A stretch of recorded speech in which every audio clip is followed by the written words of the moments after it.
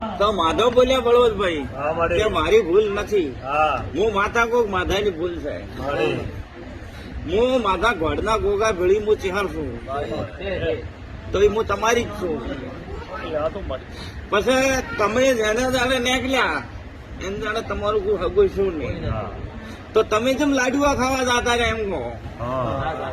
આયો તમારો વ્યવહાર? તમને આલ્યો વ્યવહાર ભાઈ? તો ના આલ્યો કેમ લાડુઆ ખાવા જતા રહ્યા? કામ કર્યો તો પોત ને ચોથે દાડે બંધ જાય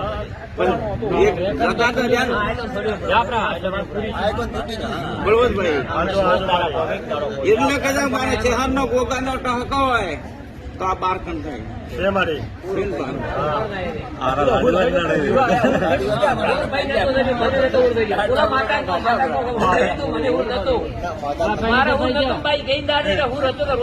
માધા તો રોતો હતો પણ માધા ને છેતરી મેં કપાઈ નો છું. ચાર રબારી મળી ગયા અને ચાર અમારા હગા મળી ગયા. ના પણ સાચી વાત છે ને, આમાં તો શું તાર કેવું તો કે ભાઈ